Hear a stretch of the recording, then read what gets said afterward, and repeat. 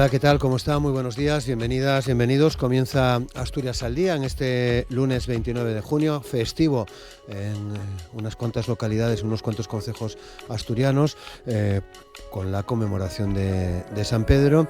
Así que hoy vamos a tener también aquí un programa. Nos acompaña Jesús Martínez Salvador, que es portavoz del equipo de gobierno del Ayuntamiento de Gijón, donde es fiesta local, pero también está con nosotros Estefanía González, que es alcaldesa de Villallón, donde también es fiesta local en el día de hoy. Junto a ellos están Iván Allende, alcalde de Piloña, y Mino García, alcalde de Morcín. Con ellos cuatro queremos reflexionar hoy, queremos conversar hoy en torno a un asunto que no es cuestión menor, como es la financiación local, la financiación de los ayuntamientos. Y viene al hilo de los últimos movimientos que hemos visto y que también hemos comentado aquí sobre la financiación autonómica, en concreto en días pasados, y sobre todo tiene que ver con una comunicación que el Ministerio de Hacienda hacía a la presidenta de la Federación Española de Municipios y Provincias, María José García Pelayo, hace unos días, casi a principios de este mes de junio, en los que en esa comunicación el Ministerio ponía de manifiesto su intención de reformar el modelo de financiación local después de acometer la revisión del sistema de financiación autonómica. Lo comentaba la presidenta de la Federación Española de Municipios y Provincias en la Junta de Gobierno de la FEMP, que tenía lugar el pasado martes 9 de junio, donde insistía además en la necesidad de abordar de forma simultánea estos sistemas de financiación local y autonómico. Se ponía además de manifiesto que el Real Decreto Ley aprobado por el Gobierno a principios de mes, por el que se adoptaban medidas relativas a los recursos de estos sistemas de financiación territorial, que incorpora medidas para la financiación local y que han sido reclamadas de forma insistente por la Junta de Gobierno de la Federación. Entre las novedades más destacadas se mencionaba la actualización de las entregas a cuenta de la participación en los tributos del Estado para este año 2026, con un incremento global del 8,8% respecto al ejercicio anterior. Pero en las últimas semanas, en los últimos días, la presidenta de la Federación y la Federación han tenido bastante protagonismo, porque hace unos días participaba en las jornadas organizadas con motivo de la Cumbre Mundial de Líderes Locales y Regionales, un evento que comenzaba con un diálogo sobre la prestación de servicios públicos. Y en ese contexto, la presidenta de la FEP reivindicaba un mayor compromiso del Gobierno de España con las entidades locales a la hora de abordar una verdadera reforma de esta financiación local. Un mensaje que además coincidía, como les contamos, con el anuncio del Ejecutivo sobre la refundación del sistema de dependencia.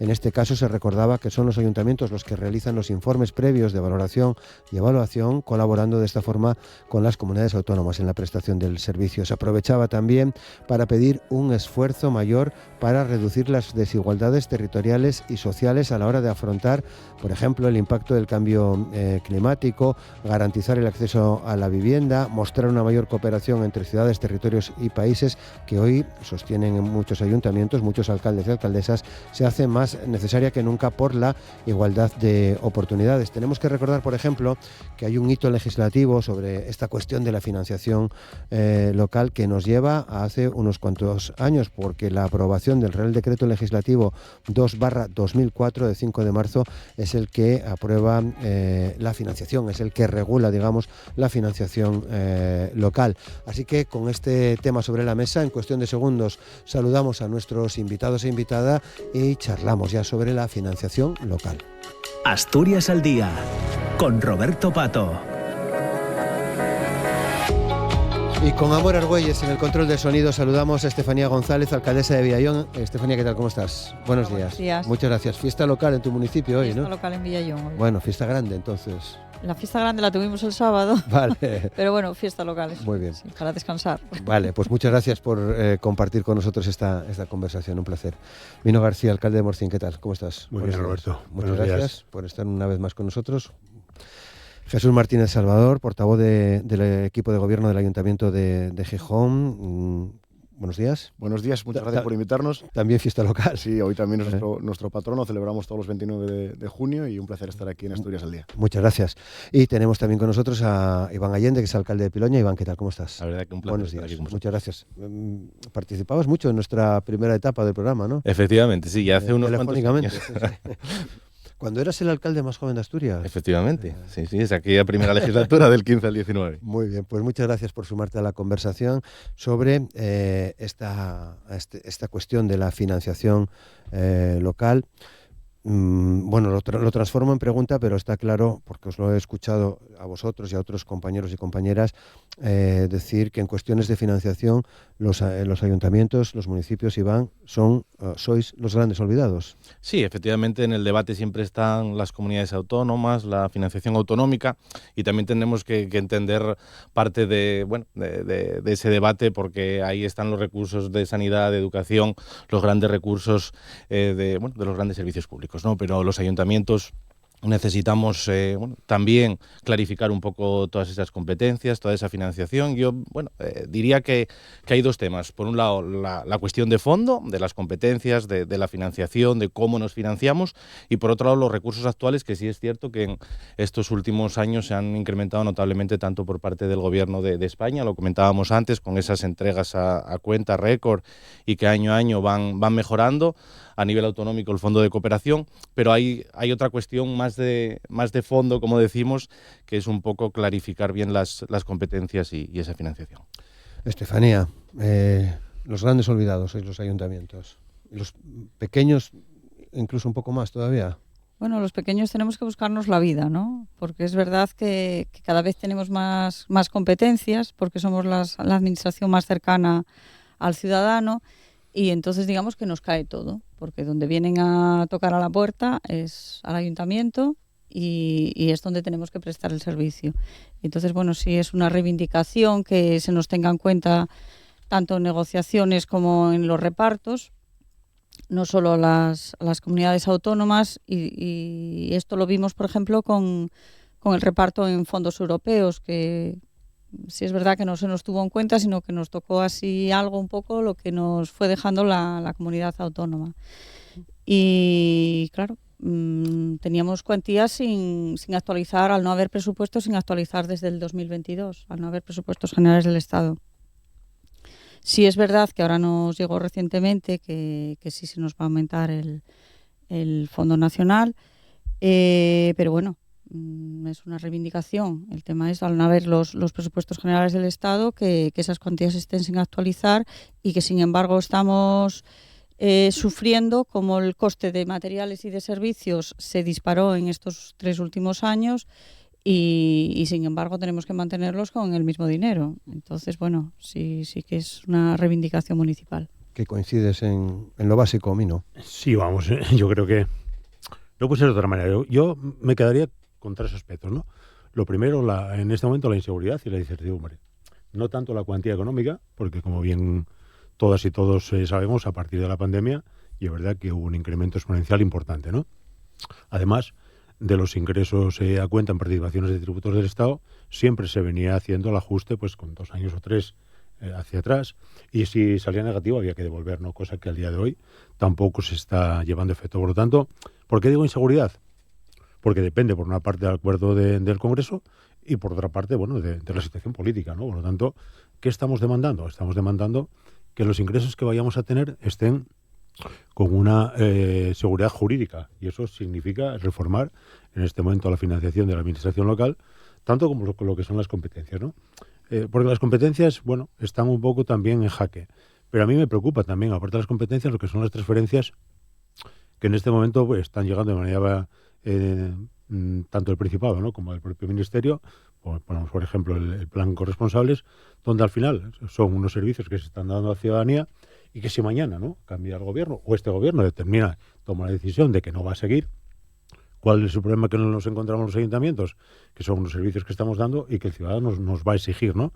Por lo tanto, no vamos a tener una situación económica que lo permita y al final vamos a pagar los propios gestores de los ayuntamientos. De ahí el que yo creo que son factores importantes, más lo económico puntual del día de hoy.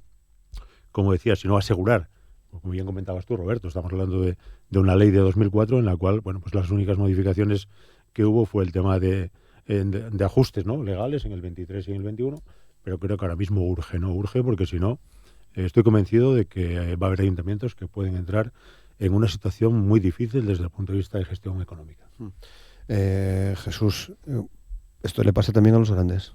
Sí, la verdad que, bueno, presuponía que iba a ser así, pero estoy muy en la línea, ¿no?, de lo que han expresado mis 3 compañeros de la tertulia de hoy. Los ayuntamientos, pues yo creo que los problemas que tenemos suelen ser los mismos, al margen del tamaño del de cada concejo y me quedaría sobre todo, ¿no?, con esa indefinición, ¿no? Es cierto que han aumentado las transferencias que recibimos los consistorios en este caso principalmente del gobierno central, pero claro, es que el gobierno central cada año recauda más y más y más, con lo cual, lógicamente, pues eso tiene que verse reflejado también en lo que reciben los ayuntamientos, porque son nuestros ciudadanos los que están contribuyendo con esos impuestos, ¿no? Pero el hecho de recibir más dinero, como seguramente comentemos ahora un poco más adelante, no te garantiza que puedas hacer más cosas, porque muchas veces no puedes ni utilizar esos recursos, ¿no?, por otros condicionantes que tenemos, ¿no? Y bueno, como cierre para esta primera parte, yo creo que como bien decía, creo que era Estefanía, pues los ayuntamientos somos la administración más cercana al ciudadano y muchas veces acabamos asumiendo pues competencias y gestiones que no son nuestras, ¿no?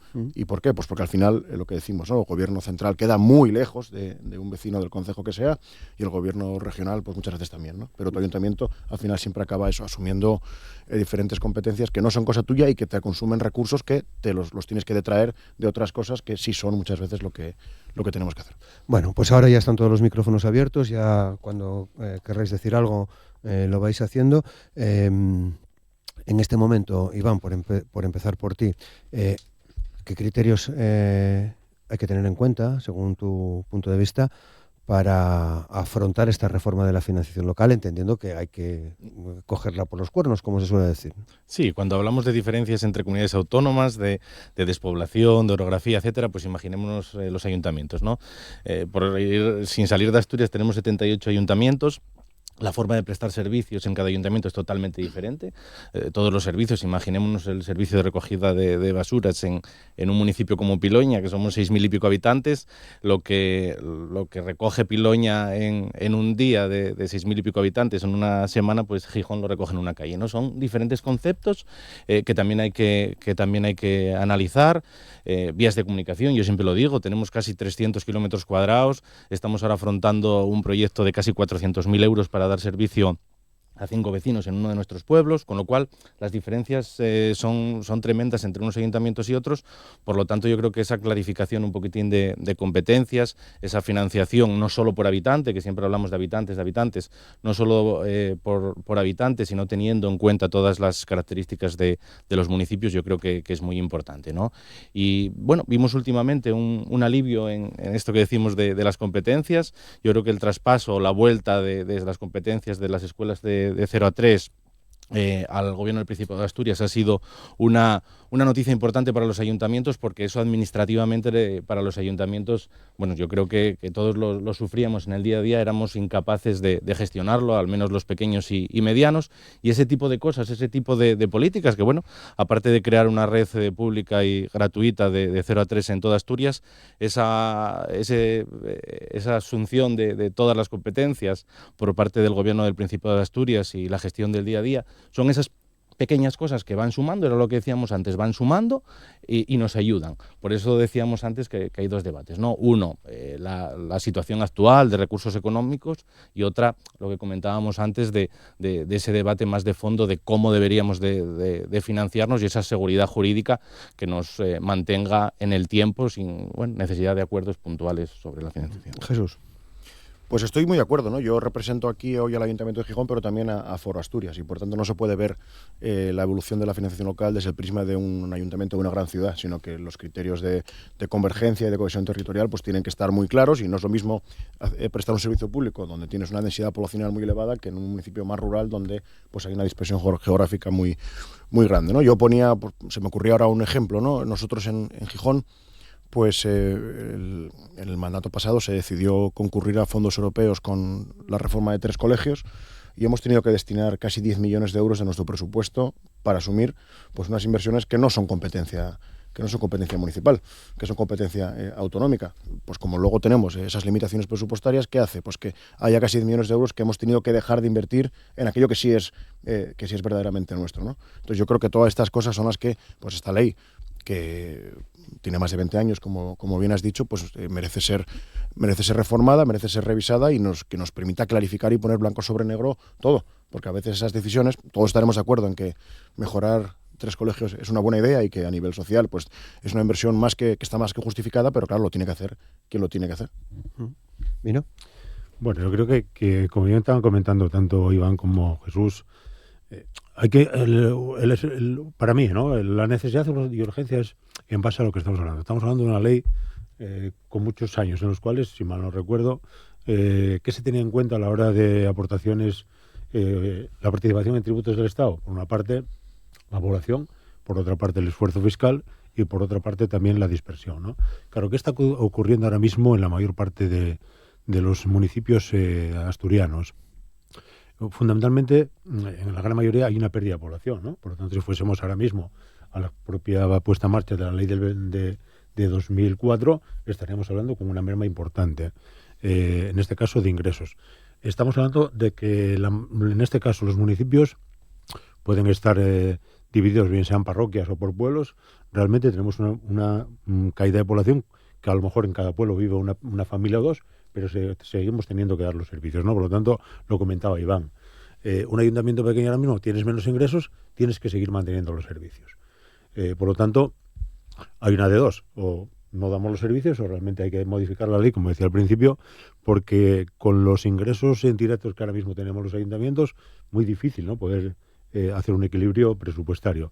Tenemos menos población, por lo tanto, menos ingresos, quitando la zona centro de Asturias, donde, hombre, la parte de en este caso, el impuesto, ¿no?, de actividades económicas, bueno, pues se ve, ¿no?, que hay un repunte. En la mayor parte del medio rural no hay actividad económica. La actividad económica o está congelada o va menos, ¿no? Por lo tanto, los parámetros fundamentales de esa ley de 2004, si se va a ejecutar en este momento, el gobierno, ¿no?, lo va a cumplir a rajatabla, está claro que tendríamos una disminución importante de los ingresos.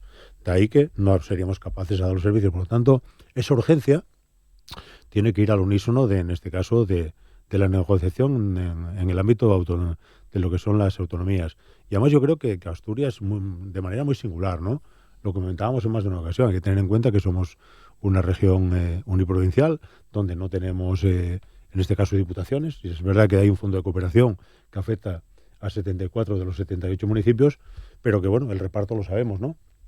La media más o menos puede estar, en el caso de Villallón o Morcín, municipios pequeños, que puede estar en torno a los 100, 120.000 euros, que tampoco, bueno, es una ayuda, pero tampoco te resuelve el problema, ¿no? Por lo tanto, yo creo que hay muchos aspectos que obligan y que en este momento nos une, ¿no?, yo creo, a todos los municipios en la defensa de esa negociación. Sí, Estefanía.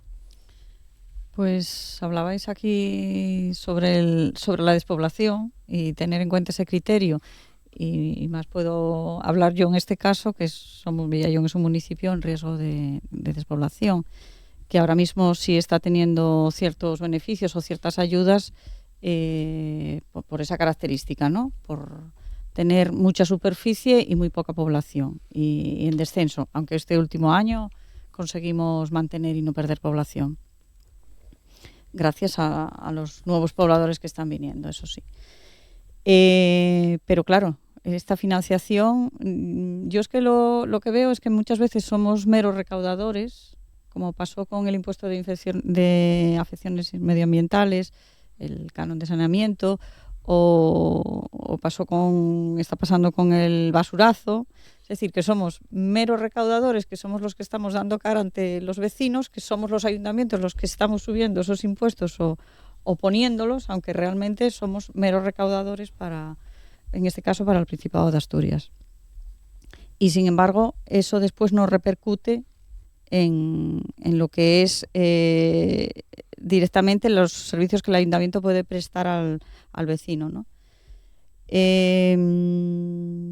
Yo creo que en la reforma de esta ley, que es necesaria, sí tiene que estar presente la multilateralidad, ¿no? Es decir, que los ayuntamientos estén presentes y tengamos voz, porque las circunstancias fueron cambiando mucho en estos 20 y pico años.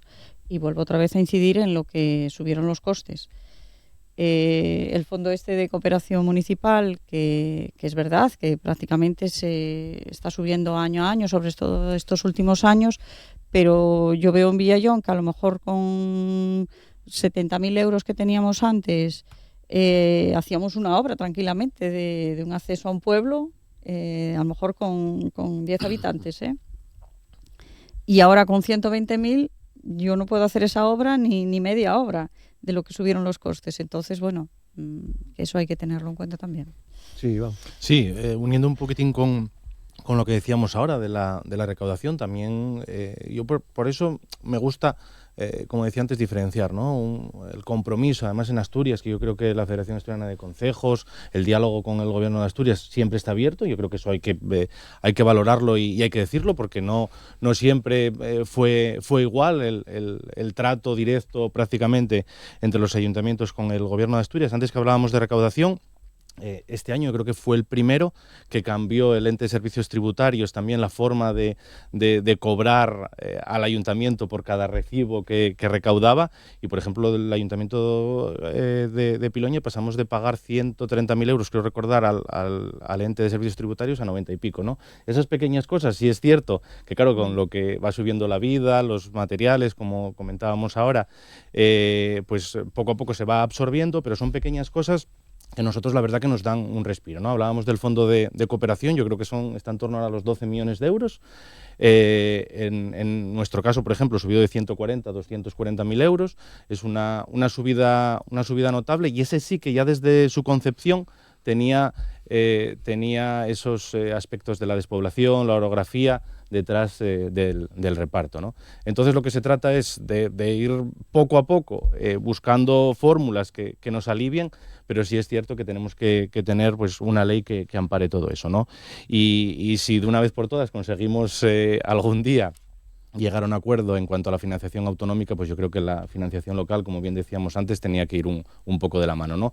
Porque todo es importante, todo es urgente, pero bueno, el debate en torno a la financiación local siempre parece que queda para el final, yo creo que por lo que comentábamos antes, ¿no? Porque las grandes políticas públicas están ahora mismo en manos de las comunidades autónomas, la sanidad, la educación, etcétera, que antes decíamos, y los ayuntamientos también necesitamos, pues bueno, esa seguridad que antes comentaba Mino, esa seguridad jurídica, y teniendo en cuenta que ahora estamos en una situación económica buena, que hay actividad económica, más o menos, depende del municipio, pero hay una actividad económica interesante, que llegado el momento en que esta actividad económica no sea como la que es ahora, tenemos que ser capaces de aguantar esa disminución económica de los ingresos. Bueno, estamos en una situación económica, dice Iván, buena. ¿Qué falla? ¿El reparto? ¿O hay que ir a un mejor reparto? ¿O se necesita más dinero? ¿Cómo lo afrontamos? Bueno, es que es totalmente cierto que la inflación que estamos viendo en la prestación de servicios públicos es increíble, ¿no? Y no hablamos de lo que se han incrementado el coste de las obras, ¿no? Podemos recordar el ejemplo claro de la ampliación del Hospital de Caboñes, que se había licitado por un importe y hubo que volver a licitarlo por el doble. Y aún así hubo que rescindir el contrato porque no era suficiente, ¿no?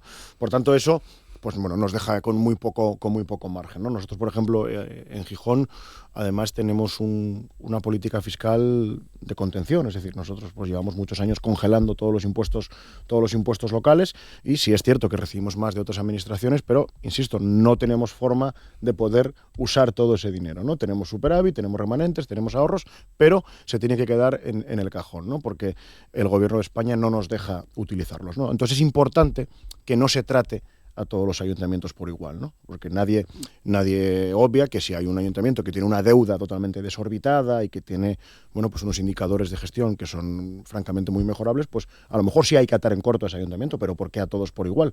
Porque el ayuntamiento que es riguroso en sus cuentas, que ejecuta el presupuesto, que tiene ahorros, que no está endeudado muy por abajo del límite, ¿por qué no puede, no? Pues yo creo que eso también es algo que tiene que estar recogido en esa nueva ley de financiación municipal. Mino.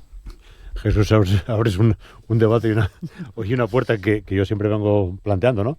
Y además comparto contigo, ¿no? Comparto el que en este momento no es justo, ¿no? El que al final se nos trate a todos iguales, aquellos que tienen deuda y aquí no la tenemos. Pero bueno, yo siempre digo que la explicación está clara, ¿no? Hay una necesidad de cumplir como país con Europa, y ¿quién cumple? Los que nos obligan, los ayuntamientos, ¿no? Ni el gobierno central ni las propias comunidades autónomas tienen, en este caso... Sí, pero Mino, perdona, pero el gobierno de España no tiene presupuestos desde hace varios años. Te digo que aquí nos hace buscar el equilibrio, claro, aquí nos imponen, ¿no? A los pequeños. Digo, en este caso a los ayuntamientos, ¿no? Por lo tanto, yo eso lo vengo demandando ya hace muchos años, el que si hay que cumplir, tenemos que cumplir todos, ¿no? Tanto el gobierno como cualquier autonomía, como los ayuntamientos.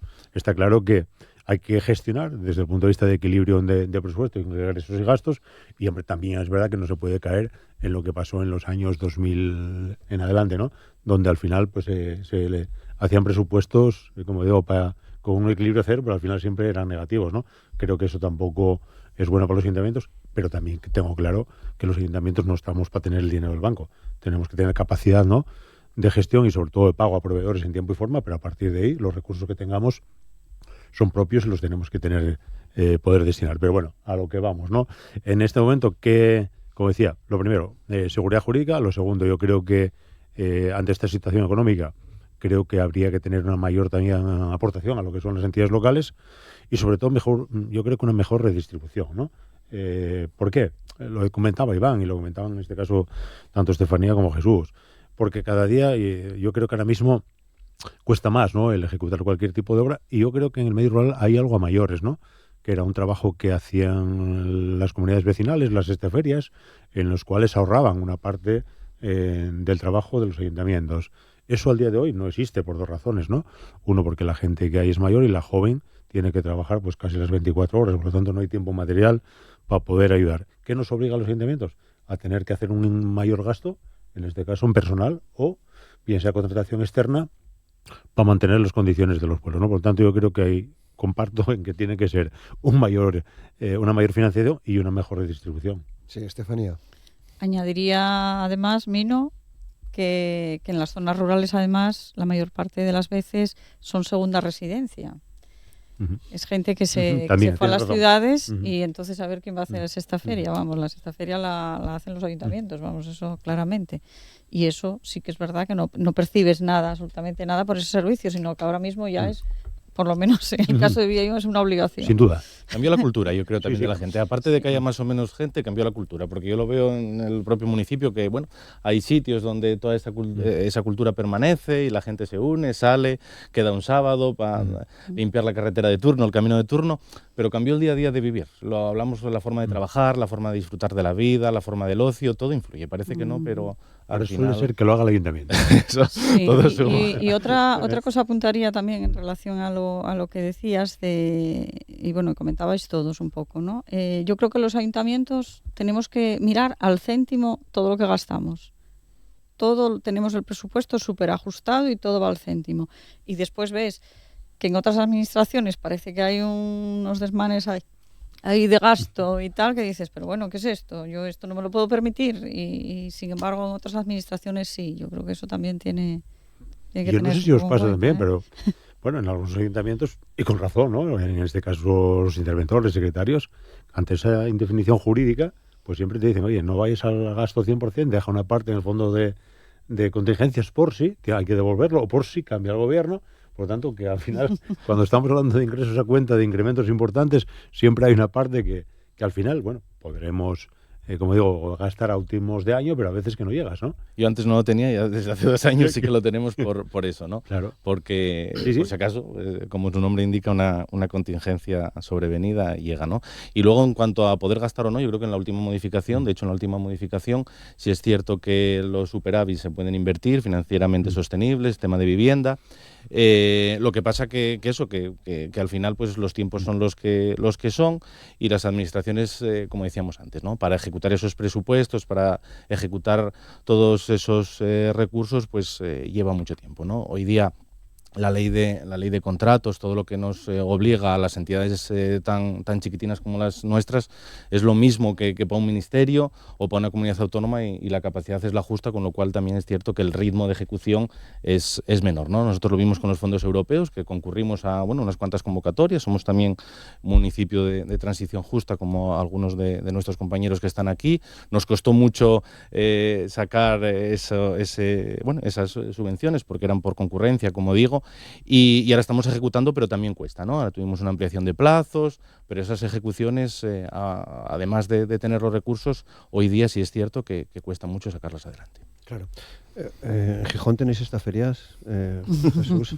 Bueno, Gijón, aunque todo el mundo en algún barrio sí, lo identifique como Gijón tiene una zona rural y una zona periurbana muy por eso te grande, decía. donde las problemáticas y las cuestiones no son diferentes a las de cualquier otro concejo asturiano de un entorno más rural. Pero bueno, estoy muy de acuerdo con lo que decía Iván, que con los cambios que ha habido en la sociedad es más complicado hoy en día que haya esa involucración vecinal y esa participación que hace no tantos años pues era mucho más masiva. Y sí es cierto que ha habido alguna flexibilización en las reglas fiscales, pero llegó, por ejemplo, en el caso de las inversiones financieramente sostenibles, llegó, si no recuerdo mal, fue como a mitad de diciembre, con lo cual ya teníamos, evidentemente, presupuestos nosotros, en nuestro caso, aprobados y muy poco margen para poder ejecutar alguna inversión que no nos computara para el techo de gasto, porque quedaban apenas 20 días y en plenas Navidades, ¿no? Y es cierto que ahora, pues, se permite para vivienda, que pues yo creo que estaremos todos de acuerdo que es pues, probablemente el principal problema que tenemos ahora en la sociedad, que se pueda acceder, mejor dicho, a una vivienda a un precio asequible, pero solo nos permite si hacemos una inversión, es decir, si o construimos o adquirimos. Pero si queremos solucionar el problema de la vivienda en una medida importante para la máxima gente posible, hay muchas más fórmulas que deberíamos de poder utilizar. Bien, de la vivienda luego iremos.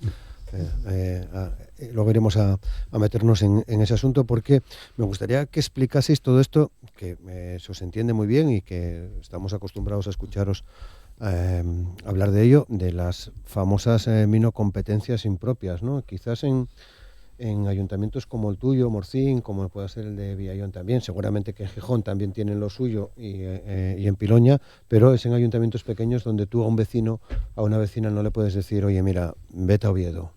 No, está claro. Estamos asumiendo porque, como bien comentaban todos al principio, somos la administración más cercana al ciudadano, ¿no? Tú a una vecina o un vecino no puedes decir que lo que te viene a solicitar no es competencia tuya y que vaya a otra administración, ¿no? Por eso yo creo que se está jugando con esa sensibilidad las diferentes administraciones con los ayuntamientos, ¿no? Porque saben que vamos a asumir, ¿no? A veces aún con reparos de los propios secretarios interventores, porque entendemos que darles ese servicio, ¿no? Entendemos que a veces, aunque no sea una competencia propia, y hay miles de ejemplos, lo estamos haciendo. De ahí el que deberíamos de modificar, ¿no? Modificar, en este caso, en la posible negociación de futuro, cuáles son esas competencias y añadido que tiene que tener en una financiación, ¿no? Porque ahora estamos asumiendo una parte de financiación con recursos propios, pero está claro que hay que anteponer en este caso las necesidades de la gente a lo que son las competencias. Aún, como digo, en ocasiones con reparos que nos pueden poner a jaque, ¿no? Sí, Estefanía. Pues mencionaba antes Jesús el tema de colegios. Y bueno, quiero destacar sobre todo a lo mejor las funciones que estamos asumiendo en el tema de educación, con el mantenimiento de los colegios sobre todo. Que es ¿no? cosa de los ayuntamientos, ¿no? Pues sí, todo el mantenimiento, todo lo que es el servicio de limpieza y el mantenimiento de los edificios es bueno, más el coste todo de los suministros de luz, por ejemplo, que no es poca cosa, ni calefacción. Y claro, todo eso sí que es verdad que ahí no tenemos ninguna compensación por ningún lado, más que los fondos genéricos que podemos recibir del Estado, pero que para eso y para el resto de las cosas.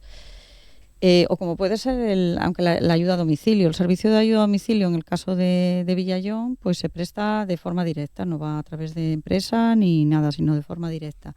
Entonces, pues cuando te llega el vecino y te lo pide, independientemente que a lo mejor tenga hecho la valoración de dependencia o que seguramente todavía no lo tiene, porque cuando necesita el servicio, hasta que va a tener esa valoración de dependencia, pues puede pasarte 17, 18 meses, pues el ayuntamiento tiene que echar una mano ahí, estás prestando ese servicio, que sí es verdad que en una parte está financiada por la comunidad autónoma, pero la otra parte la asume el ayuntamiento.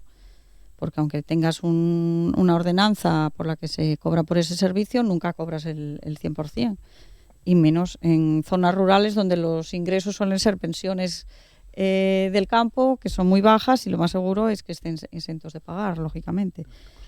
Entonces, bueno, yo pondría a lo mejor el punto sobre esos dos servicios que tenemos que prestar sí o sí, pero que hasta cierto punto, bueno, eso es una competencia propia. Claro. Sí, no, quería hacer un apunte porque creo que nos afecta casi, creo que a los tres menores, a los tres ayuntamientos. El cambio y la modificación que se hizo a través de de los acuerdos que teníamos de plan concertado, ¿no? Plan concertado, hasta ahora, cada ayuntamiento teníamos una cantidad que, bueno, tenías 3 acciones más o menos a ejecutar, si no gastabas en una parte, lo podías, porque imaginemos, ¿no? Lo que estamos hablando, lo que decía Estefanía, tienes un servicio, en este caso de atención a domicilio, de ayuda a domicilio, que supera lo que tenías previsto, y pues, a lo mejor tienes lo que el tema de eficiencia del tema energético, personas en situación de riesgo que a lo mejor no cubrías. ¿Qué te permitía la norma? Te permitía llevar una partida sobrante a la otra, ¿no? En el 25 hubo una modificación en la cual pues ya no lo permite, por lo tanto nos constriñe que tú al final pues recibes, por un ejemplo, ¿no? 30.000 euros, resulta que tienes un gasto de venta aquí, vale, pero no lo puedes llevar a la otra parte que lo necesita. Entonces también a veces esa flexibilidad que demandamos, yo creo que la tenemos que seguir reivindicando, ¿no? El que tiene que ser el propio ayuntamiento, porque Iván lo comentaba, no todos los ayuntamientos tenemos la misma casuística, la tenemos muy similar, pero no todos somos iguales, ¿no? Por lo tanto, yo creo que esa flexibilidad también la debemos de tener. Yo creo que la estructura de la administración en general no se adaptó a los nuevos tiempos. Y cuando hablamos de todos estos nuevos servicios, de competencias impropias, son competencias que van surgiendo porque bueno, hay nuevas necesidades, ¿no? Y no somos capaces en muchas ocasiones a ir por delante o a ir a la par de esas necesidades. Entonces toda esa estructura administrativa hay que ir montándola poco a poco y por eso yo creo que surgen todos estos problemas, ¿no? Antes hablábamos del servicio de los escuelines, de la Escuela 0 a 3, pues eso, en el 78, cuando se aprobó la Constitución, nos lo planteábamos muy de lejos, ¿no? Entonces son cosas que van surgiendo, nuevos servicios que demanda la ciudadanía, que desde la administración podemos ir ofreciendo, pero esa estructura administrativa cuesta.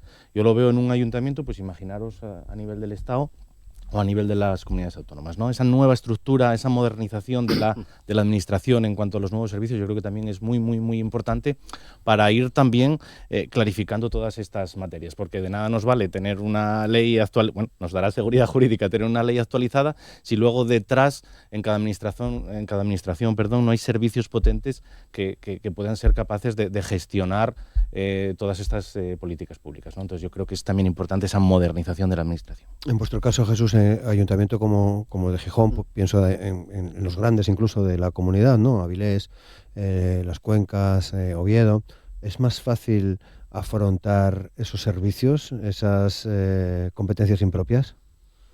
Bueno, es más fácil en el sentido de que, bueno, pues por las características del concejo, por la población que tiene, por la actividad económica, pues se recauda más, pero insisto, es algo que dejas de invertir en otra área, ¿no? Nosotros utilizo los datos de Gijón porque lógicamente son los que más manejo por ser donde estoy en el día a día, pero nuestra Fundación Municipal de Servicios Sociales tiene más de 30 millones de euros de presupuesto. En desarrollo económico y empleo tenemos más de 20 y tantos millones de euros de presupuesto. Estamos hablando de grandes partidas económicas, ¿no? Esto viene derivado principalmente de cuando la crisis del 2008, 10, 12, 11, 12, el Gobierno de España y el Gobierno de Asturias recortaron y ¿qué tuvo que hacer el Ayuntamiento? Pues suplir los recortes para no dejar a nadie atrás y para no dejar a nadie tirado, ¿no? Porque había muchas más necesidades. ¿Y eso qué pasa? Pues que luego se consolidó, evidentemente, ¿no? Porque siempre, si había demandantes, pues tienes que mantener el esfuerzo económico para que nadie se quede atrás, pero las otras administraciones no recuperaron el nivel anterior a la crisis, ¿no? Por eso, bueno, siempre decimos que al final el Ayuntamiento es el que está más al día a día de los problemas y desde luego que estamos destinando mucho dinero a cuestiones impropias que se hacen porque son necesarias, pero que, insisto, aunque lo haya repetido ya un par de veces, lo hacemos porque no lo hacen otras administraciones. Sí, no, cerrar si queréis con este tema del resto de administraciones, de lo que asumen o no asumen. Yo creo que, hablábamos antes de los temas de los colegios, de los temas educativos. Yo creo que también, ya lo dije en un par de ocasiones, tenemos que poner en valor, sobre todo los ayuntamientos pequeños, el avance en esta legislatura, sobre todo en el tema de la Escuela 03, ¿no? Totalmente cierto, totalmente se pasa por alto, y es que al menos, una administración grande, no lo sé, pero por un ayuntamiento como los nuestros, de menor de 5.000 o de 5.000 a 10.000 habitantes, el gestionar solamente el personal el día a día de una escuelina, el cubrir bajas, porque claro, no es igual que un peón que, bueno, puedes pasar una semana sin él, no, aquí es un servicio que demanda la ciudadanía y además es un servicio muy importante, que como antes decía Mino, muchos los pusimos en marcha incluso con reparos, ¿no? Y lo pusimos en marcha porque, aparte de que lo demandara la ciudadanía, sabemos que si queremos fijar población es algo imprescindible, o sea, si no es imposible fijar población, que unas familias, bueno, se animen a tener hijos, que la población quede en el mundo rural, y yo creo que fue un avance importantísimo. Yo de verdad no consideraba, decía, no es posible que el gobierno del Principado de Asturias sea capaz a ponerlo en marcha porque, bueno, jurídicamente era muy complejo, muchos ayuntamientos, diferentes formas de gestionarlo, y yo creo que esas pequeñas cosas forman un avance, forman parte de unos avances muy, muy, muy importantes que, bueno, ahora falta la guinda en el pastel que decíamos antes, que es dejarlo, esa negociación que antes comentaba Estefanía entre todos, y dejarlo escrito en una ley que nos dé seguridad jurídica. Pero todos esos avances que se fueron produciendo en estos 4 o 5 últimos años, yo creo que nos fue dando aire a los ayuntamientos. Bueno, ¿sois optimistas en esto de la revisión de la financiación local en los tiempos que corren? Yo que quiero ser, pero no lo soy. No me voy a engañar a mí mismo, ¿no? Creo que ahora mismo, bueno, hay una presión encima de la mesa. Creo que es el momento, pero bueno, tendremos que hacer. Creo que en este caso a través de la unidad, ¿no? de todos los ayuntamientos, indistintamente del color, porque creo que nos afecta a todos de la misma manera. Y espero, ¿no? Pero bueno, la situación política a nivel nacional y europea, pues bueno, me preocupa, y de ahí el que ese optimismo, pues la verdad que no sea muy efusivo, ¿no? Estefanía. Totalmente de acuerdo, totalmente de acuerdo. Yo no le veo. Yo creo que esto es dar una patada al balón hacia adelante, y ya que tiraron hasta ahora, van a seguir tirando. Y somos los olvidados. Yo creo que no veo yo la implicación, y dada la situación política ahora mismo y la confrontación, yo creo que existe tanto a nivel europeo como a nivel nacional, se va a dificultar un poco ese paso. Jesús. Bueno, yo no soy más optimista que Mino y que Estefanía. De hecho, soy, la verdad, más pesimista, creo, ¿no? No tengo ninguna esperanza en que haya una reforma de la financiación local que pueda ser mejor para los concejos. La financiación autonómica estamos viendo cómo se está utilizando, es simplemente un instrumento y una herramienta al servicio del Gobierno de España para poder mantenerse en el poder, donde se están dando privilegios a otras comunidades autónomas, entre las que no está Asturias. De hecho, bueno, pues el presidente del Principado de Asturias se opone, siendo del mismo color político que el presidente del Gobierno de España. Por tanto, yo creo que se explica por sí solo. No estamos en Cataluña, no estamos en el País Vasco, y por tanto mucho me temo que no va a haber una proporcionalidad, ni una igualdad, ni una justicia. Siento ser tan pesimista. Yo muchas veces cuando escucho lo de los privilegios, no es que esté de acuerdo o no lo esté, pero cuando escucho lo de los privilegios, Jesús, veo la red de cercanías de Cataluña y digo, yo no sé qué privilegios tenemos, ¿no? Yo creo que al fin y al cabo se trata de ponerse de acuerdo, de no dar una patada hacia adelante, porque sí es cierto que nunca es el momento. Para estas cosas nunca es el momento, y yo creo que esa confrontación política que comentábamos antes, que estamos viviendo, no es buena para nada, para absolutamente nada. Tenemos que ser capaces de bajar un poco el nivel de ruido, porque es un ruido a veces constante que yo creo que aburrimos a la ciudadanía, porque al final estamos siempre hablando y debatiendo sobre lo mismo, y la ciudadanía ya también quiere, bueno, yo creo que pasar a otro escenario donde todo ese ruido del día a día, hombre, hay días para el ruido, pero que no tapen toda la gestión del día a día. Estamos hablando de ayuntamientos, estamos hablando de comunidades y del Gobierno de España, ¿no? Que nos deje esos espacios para el diálogo y el acuerdo, que yo creo que va a ser importante. No porque haya un pacto ahora mismo es bueno o malo para el Gobierno de turno, es bueno para todos. Bien, bueno, estamos en el último tramo del programa, no nos metimos mucho en asuntos de calado, los mencionaba Jesús, como es el caso de la vivienda. Leía estos días a muchos alcaldes y alcaldesas, tanto de Asturias como de fuera de Asturias, decir que los ayuntamientos son parte de la solución a los problemas, y son parte de la solución, por ejemplo, para construir un desarrollo más equilibrado, lo mismo que para lograr un mayor acceso a la vivienda. En vuestro caso, Jesús, son conocidas las discrepancias Ayuntamiento, Gobierno del Principado de Asturias en este terreno. ¿Ahí jugáis también en otra liga, los ayuntamientos grandes? Bueno, nosotros como ayuntamiento creemos que siendo, pues, insisto, el ayuntamiento más grande de Asturias, el más poblado, pues probablemente el que más personas tenga sin poder acceder a una vivienda a un precio que se pueda permitir, creo que no podemos limitarnos a hacer lo que la Consejería dice, que es cederle suelo. Nosotros queremos ser parte activa de la solución y creo que si entre todos sumamos vamos a poder facilitar que se construyan mucha más vivienda asequible en nuestros territorios, ¿no? Por eso nosotros lo único que pedimos es lo que dice el Plan Estatal de Vivienda que se ha aprobado, que no es un plan estatal de foro, como todo el mundo sabrá, ¿no? Es un plan del Gobierno de España.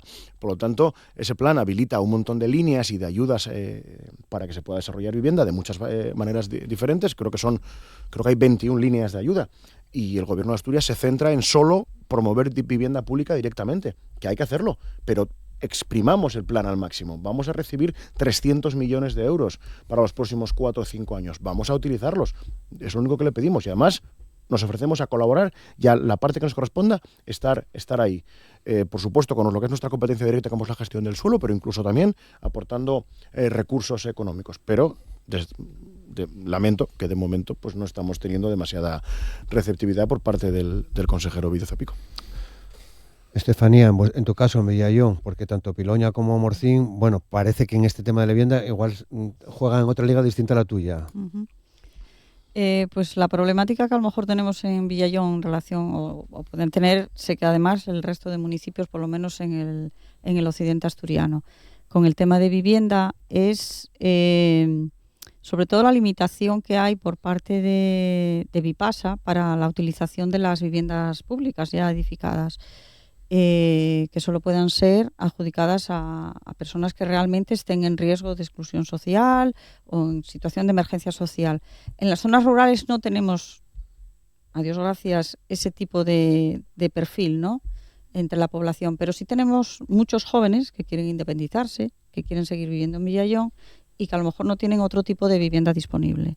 Hace años, ya desde la Dirección General de Vivienda, cuando estaba Fermín Bravo, se promovió realizar unas ordenanzas desde los municipios donde se primase que la emergencia social de nuestros municipios era los jóvenes, precisamente, el que se nos fuesen los jóvenes.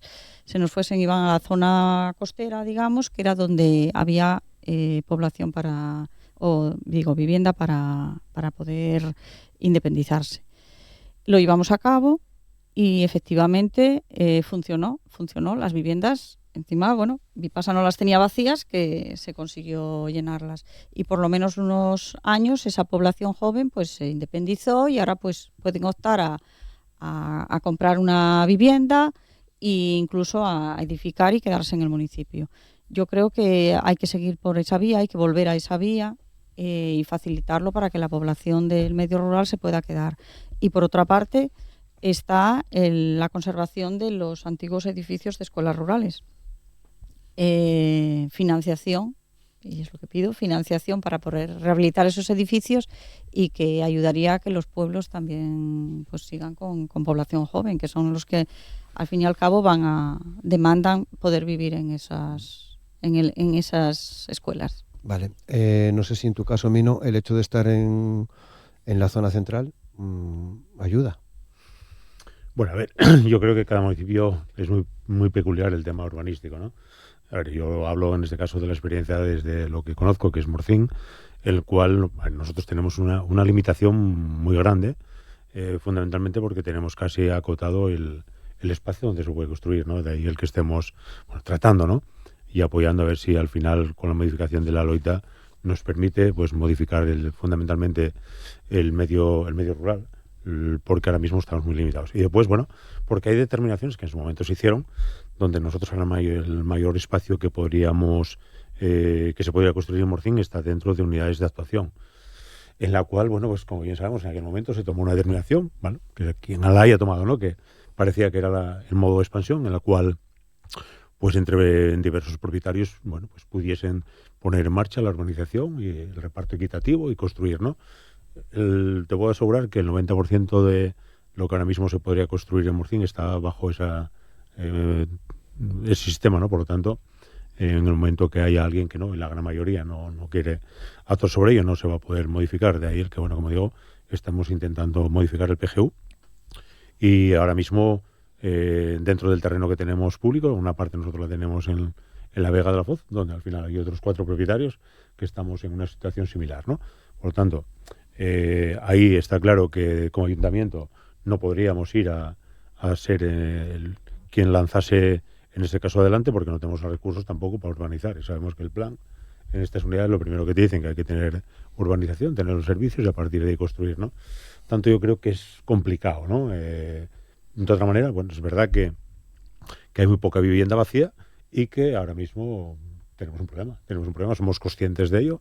De hecho, bueno, pues estamos algún edificio que teníamos en desuso, en este caso lo estamos poniendo en valor con acuerdos con la propia consejería, con la cesión de estos edificios que permitan, bueno, pues construir vivienda y que la juventud pueda asentar su vida en el concejo. Pero complicado, complicado. Como digo, no estamos hablando de los grandes zonas de Asturias que tienen, por suerte, ¿no? Orográficamente espacio para poder construir. Nosotros queremos, en este caso, pues junto con el propio gobierno del Principado, intentar buscar una solución, pero ya digo, es muy variopinta, ¿no? Bueno, ya vemos que Gijón tiene alguna discrepancia con. Bueno, el consejero. Es lógico y lícito, ¿no? Yo creo que ahora mismo el debate sobre la vivienda, lo que pasa es que a mí en este caso, lo que sí me fastidiaría es que sea el que, si no se abre la puerta, que esté donde se pueda actuar en todo lo que marca la ley de vivienda estatal, no actuemos en nada, ¿no? Eso me preocuparía, porque sería un error de bulto, ¿eh? No podemos acotar el debate, o al menos yo no lo acotaría en esa dirección, porque creo que ahí también habría una responsabilidad tanto municipal como regional si al final no ponemos en marcha ninguno de esos recursos que nos pueden traer ayudas y que sobre todo hay que dar solución a la gente, ¿no?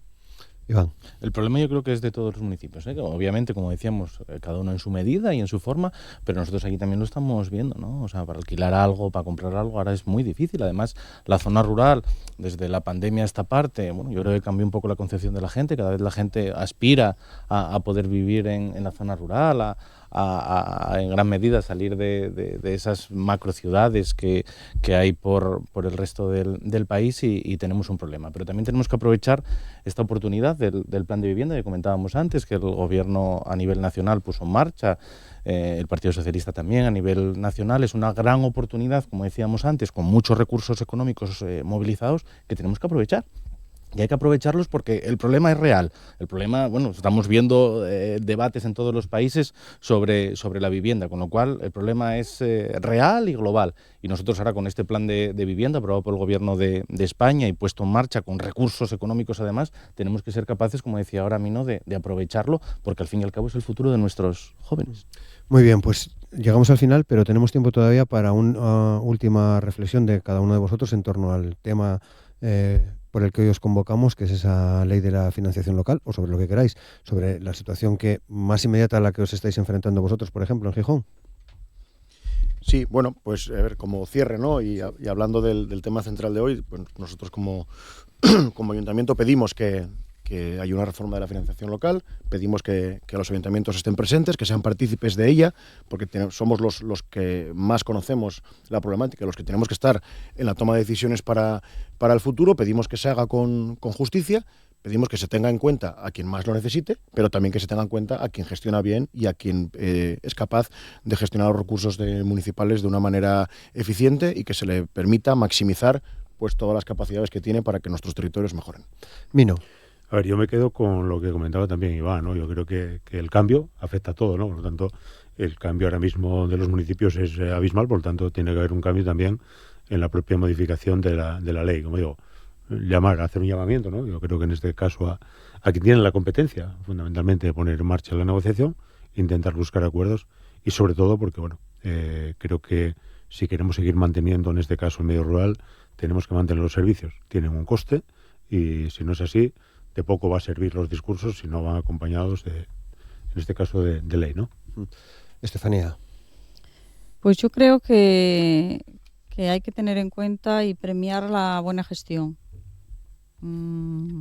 Y eso tenerlo muy presente, porque si vamos todos a la misma cesta, tantos los que cumplimos como los que no, y se va a ver beneficiado al final el que no cumple y gasta sin control también, pues yo creo que no es justo. Entonces, yo creo que sí, que tienen que tenernos en cuenta a todos los ayuntamientos en este modelo en el modelo de financiación local, como se acuerde, que esperemos se pueda llegar a un consenso, porque al final todos estamos igual, independientemente del color político, en los ayuntamientos estamos todos igual, pero que hay que tener un poco en cuenta eso, no vaya a ser que repartamos los que gestionamos bien con los que no.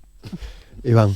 Pues eso, llamar al consenso a nivel general, porque yo creo que haya un acuerdo también va a significar mucho en cuanto a fijar población, a que los ayuntamientos que tenemos riesgos de despoblación a nivel nacional podamos evitarlos o paliarlos en parte, y luego a nivel autonómico pues pedir a la Federación Asturiana de Concejos y al Gobierno de Asturias seguir con esta línea que tenemos, ¿no? Con esta línea de colaboración, que yo creo que da gusto cuando nos juntamos todos los alcaldes, y yo creo que lo vemos todos la colaboración que tenemos, porque al fin y al cabo eso va a ser en beneficio y va a sumar en el bienestar de nuestra gente. Muy bien, bueno, pues os espero más veces. Hoy lo tenemos que dejar aquí. Iván Allende, alcalde de Piloña, muchas gracias. Placer. Jesús Martínez Salvador, portavoz del equipo de gobierno del Ayuntamiento de Gijón, muchas gracias. Muchísimas gracias. Mino García, alcalde de Morcín, muchas gracias también por compartir este día con nosotros. Gracias a vosotros. Y Estefanía González, alcaldesa de Villayón, muchas gracias también por compartir este tiempo. Gracias, buen día. Por la invitación, muchas gracias.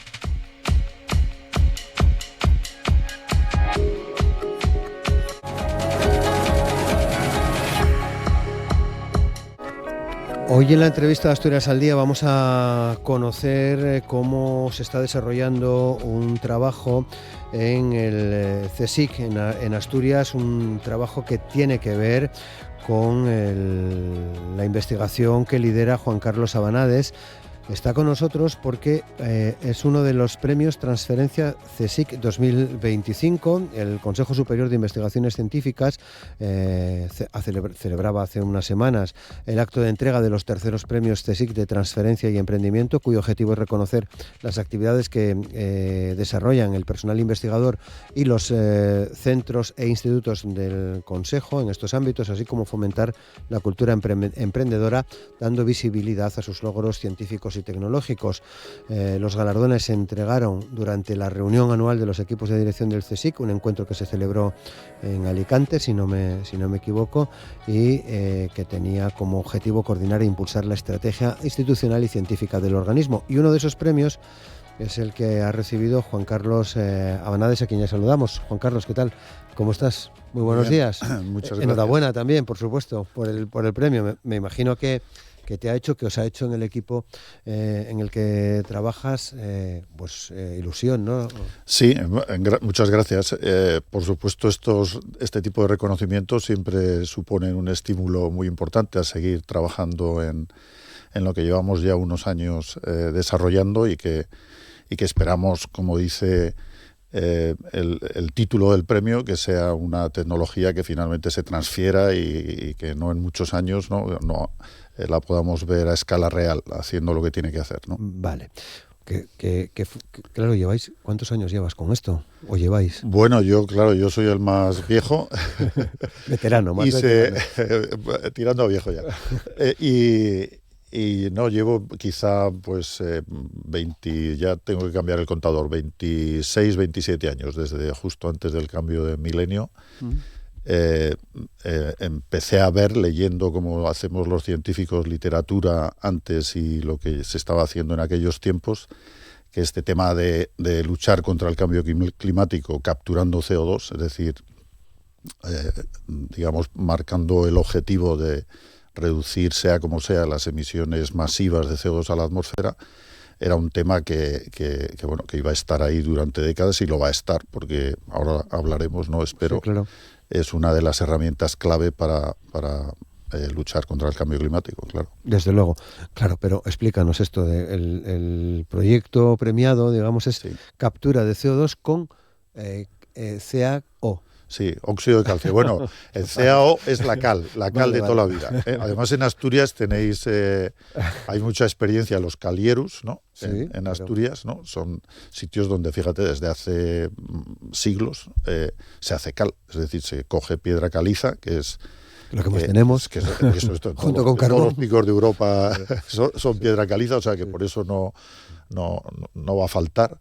Pero claro, el problema de la piedra caliza es que además de la cal, que es lo que querían los calierus para construir, ¿no? Porque es un mortero y un material clave todavía hoy, ¿no? Componente clave del cemento y de todos los hormigones y todo lo que utilizas en construcción y en tantas otras aplicaciones. Pues claro, la cal, por desgracia, no existe en la naturaleza. No puedes ir a una mina a buscar cal. Caliza, sí, pero la caliza contiene tanto CO2 en peso, CO2, el del cambio climático, como cal.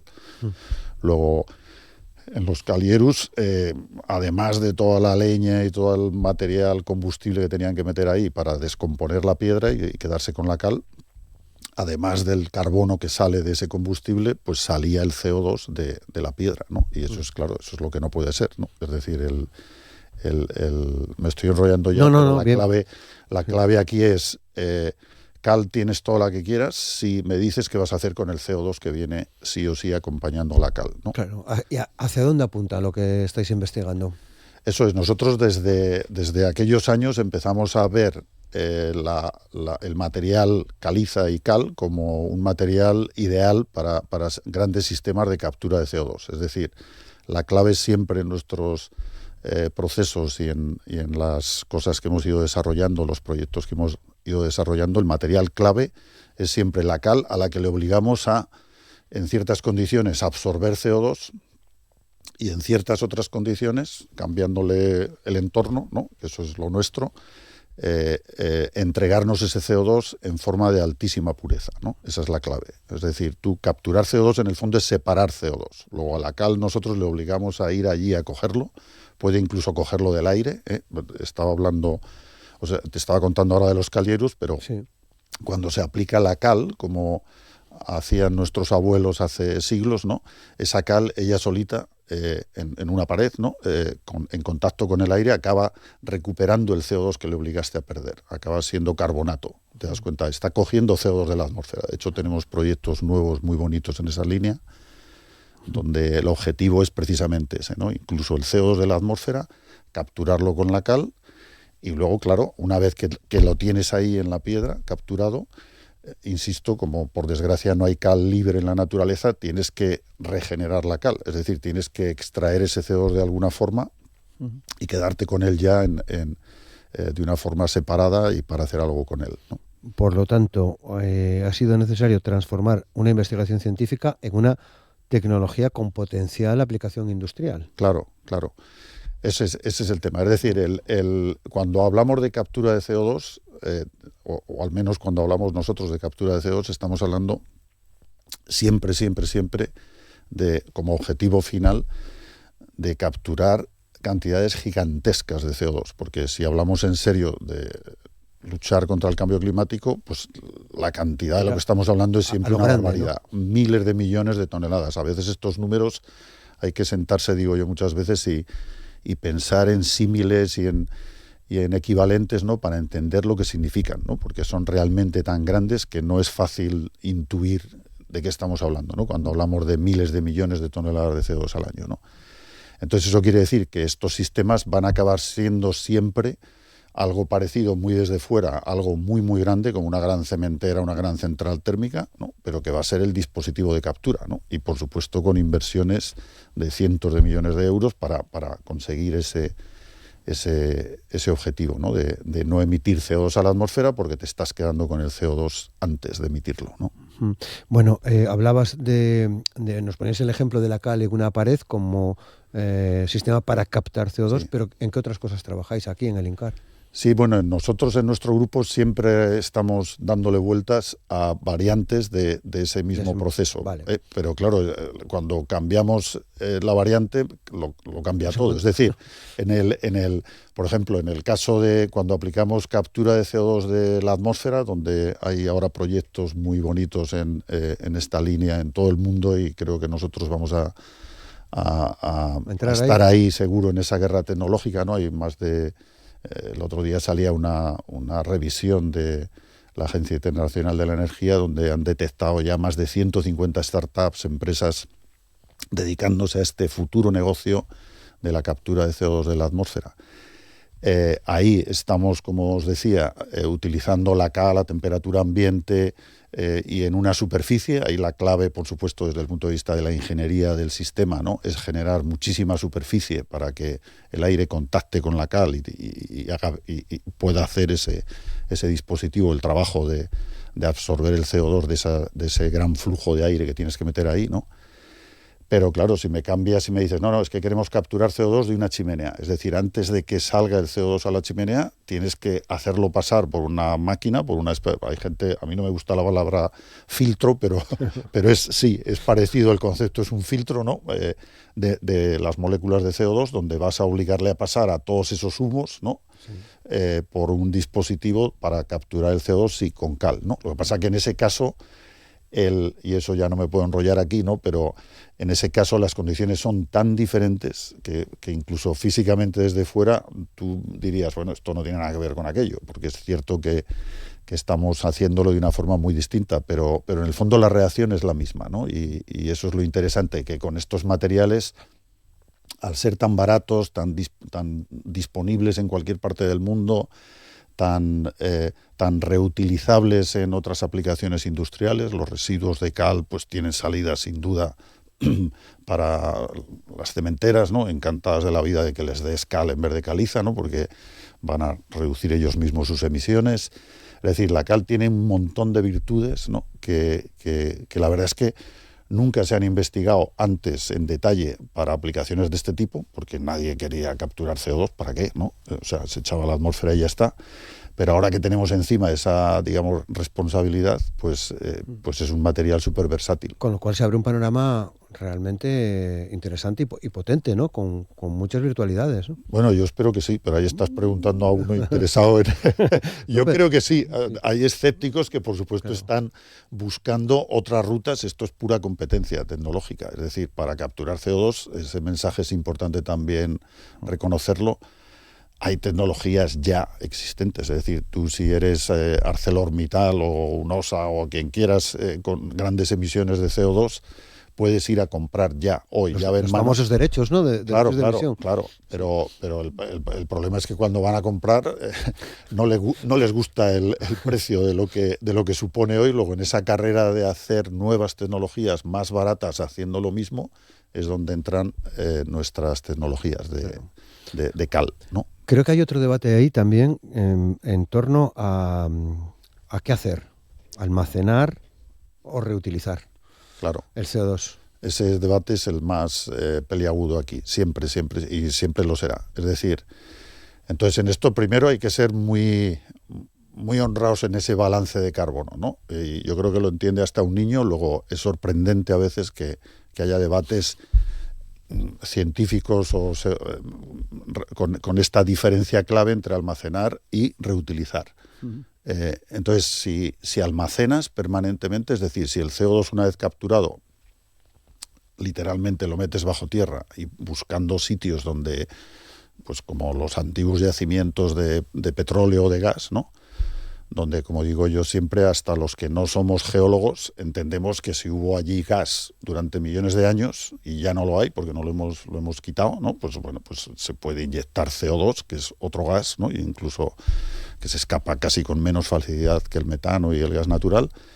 Y bueno, y ya está, si se hace bien, eso tendría que ser una solución. Detrás de esa gran solución en Europa, por ejemplo, están nada menos que todos los países que han estado explotando durante décadas en el Mar del Norte yacimientos de gas, porque esta gente sueña ahora, Noruega y estos sueñan con que ahora nos van a cobrar por llevar nuestro CO2 separado, ¿no?, allí al Mar del Norte e inyectarlo bajo tierra, ¿no?, debajo del mar. Entonces ese balance de carbono entendemos que es real, es decir, si tus emisiones en la chimenea eran 1 y ahora ya no es 1, sino 0,01, y porque el resto te lo estás llevando y lo metes bajo tierra, pues ya está, ya no pagas, ya no tienes derechos de emisiones que pagar, ¿no?, porque estás evitando realmente la emisión a la atmósfera, ¿no? Claro, se abren muchos proyectos donde dices, no, es mucho más bonito eso de meter bajo tierra, en muchos casos es no y ya está, no quiero eso por las posibles consecuencias, etcétera. Vamos a reutilizarlo ya, pero si lo reutilizas, volvemos a la discusión que teníamos al principio, estamos hablando de reutilizarlo para algo grande, no hagamos bromas, ¿no? No puede ser para hacer gaseosas, entre otras cosas porque la gaseosa, cuando abres la lata, ese CO2 va, eso es absurdo, ¿no? Tiene que ser, pero en serio que es sorprendente en esto. Entonces, mercados grandes para ese CO2, realmente para absorber mucho CO2, es el de los combustibles sintéticos, es decir, literalmente, créeme que la química básica para eso la conocemos desde hace, 150 años, ¿no?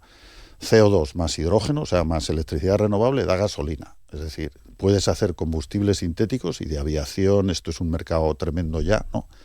A partir de CO2 capturado, por ejemplo, si lo capturas de la atmósfera, pues imagínate, la gasolina que emite tu coche es cero emisiones, aunque esté emitiendo el motor CO2 igual que ahora, puesto que la gasolina que introdujiste ahí viene de CO2 capturado de la atmósfera y de un hidrógeno que se supone que es renovable, el resultado, el balance de carbono, es cero, ¿no? No tienes emisiones en ese coche de CO2, ¿no? Claro, pero en el otro caso, si lo metes bajo tierra, son emisiones negativas, estás limpiando la atmósfera de CO2, ¿lo ves, no? El balance, claro. El balance de carbono en un caso es neutro, como mucho, y en el otro puede ser incluso negativo, es decir, puedes estar eliminando CO2 de la atmósfera vía captura y almacenamiento. Y ahí, ¿qué papel jugamos en España, por ejemplo, en el almacenamiento geológico? Y si es viable y seguro. Bueno, en el almacenamiento se han hecho muchos estudios y hay gente, ahora el Instituto Geológico y Minero de España es de hecho una parte del CSIC desde hace unos años, y ahí me consta que hay expertos y expertas, en este caso me vienen a la cabeza varios proyectos muy interesantes y muy potentes europeos con sus similares en otros países europeos, digamos, intentando actualizar continuamente mapas de almacenamiento geológico. Y la respuesta, yo ahí me fío, como siempre, de los expertos y de los que saben de eso, que no soy yo, ¿no? Es que sí que se puede. Otra cosa es que no queramos, ¿no? Vale. Por los efectos que conocemos de, no, al lado de mi casa no, en fin, ¿dónde vas con esa tubería? Es decir, ese es otro debate, si quieres, ¿no? Un debate de hasta dónde nuestras sociedades aceptan a día de hoy este tipo de soluciones, ¿no? O lo preferimos lejos, ¿no?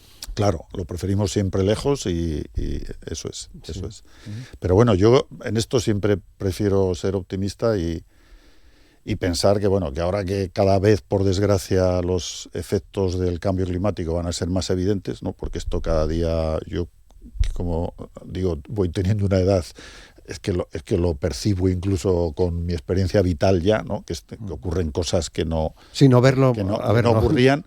Esto va peor, así de claro. No verlo, eso la verdad que... En fin, hay que ser vamos a ahorrar calificativos, pero, exactamente, pero no verlo es peligroso. Eso es.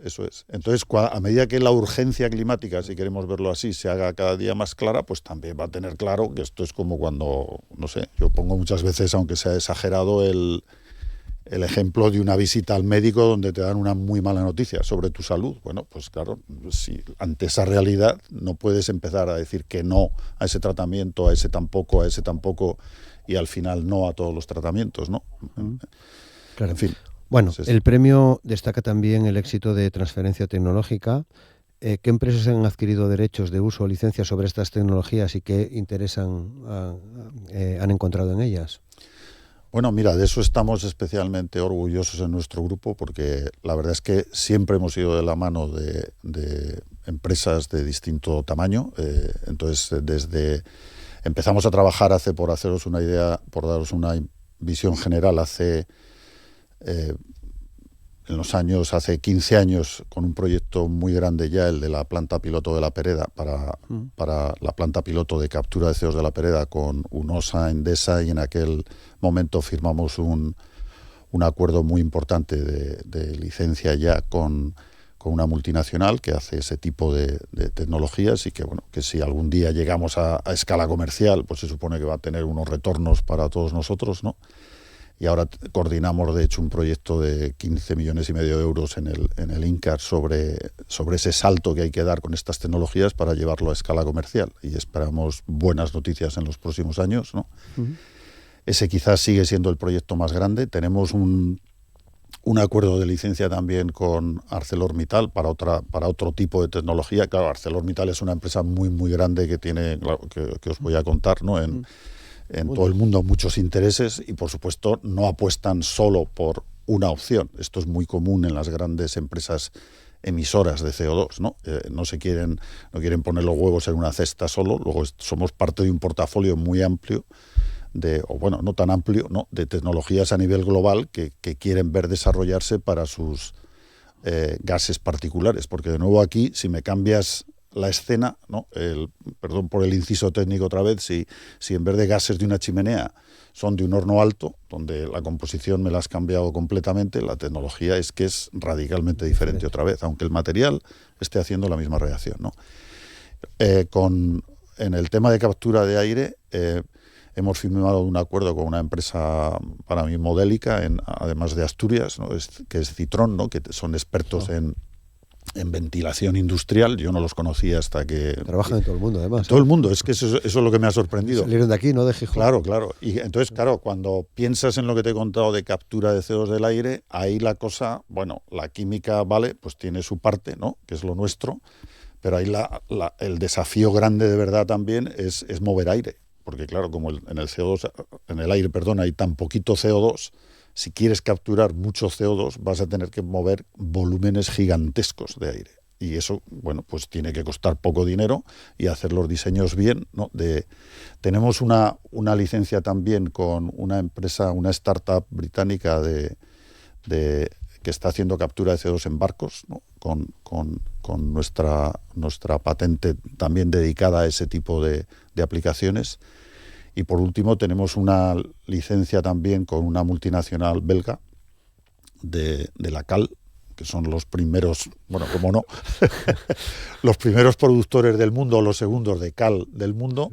Y claro, ellos empiezan a ver, como siempre aquí, con estas situaciones o estos escenarios, un negocio. Es decir, no necesariamente algo maldito, ¿no? Que es este CO2 de la piedra que os comentaba, sino que la cal y el hidróxido, bueno, y la cal hidratada, ¿no? Pues si eres capaz de hacerla libre de carbono, o sea, con un certificado que diga que el CO2 has hecho algo con él, que no es emitirlo a la atmósfera, pues esa cal va a tener evidentemente un valor de mercado mayor, ¿no? Fíjate la importancia de los belgas con el carbón también, porque también estuvieron en los primeros tiempos de la explotación minera aquí, ¿no? En las empresas de belgas. Bueno, ya para terminar, entiendo que estáis muy contentos en el equipo por este premio, porque supone en definitiva un fuerte respaldo a esta investigación. Pues sí, la verdad es que además somos muy conscientes todos de que trabajamos en un tema, sobre todo cuando van las preguntas dirigidas al almacenamiento de CO2, es un tema político, no necesariamente muy atractivo. Yo siempre digo que incluso algunos de mis mejores amigos no he conseguido convencerles todavía de estas opciones. Entonces, un premio siempre es algo que te anima a seguir, ¿no? Es decir, aunque insisto, haya altibajos, ¿no? El objetivo, desde luego, es y sigue siendo hacer que estas cosas lleguen en algún momento al mundo real, al mundo de la empresa, ¿no? Que es de lo que se trata con este premio. Esperemos que se consiga y que vaya más, porque lo que sí parece que es imprescindible es la descarbonización, ¿no? Sin duda. Y aquí, bueno, nadie viene con una solución definitiva, esto hay que llevar siempre cuidado también, ¿no? Por supuesto hay que empujar en muchas direcciones para conseguirlo. Pero claro, lo que no hay duda es que los que saben de escenarios climáticos, los que ven qué ocurre si hacemos así o hacemos asá, ¿no? Pues están diciendo que o hacemos así y llegamos a cero y por debajo de cero en solo 20 años, o esto no va a ir bien, ¿no? Claro. Y por tanto hay que tener las herramientas preparadas para eso, ¿no? Muy bien. Bueno, Juan Carlos Abanades, muchas gracias por compartir con nosotros este proyecto, esta información, esta divulgación. Enhorabuena también a la gente que trabaja contigo. Gracias. Y nada, aquí estamos para seguir contando que hacéis muy bien las cosas, que hacéis muy buena investigación desde estos centros del CSIC en Asturias, desde INCAR. Muchas gracias, Juan Carlos. Gracias a vosotros. Muy bien, gracias.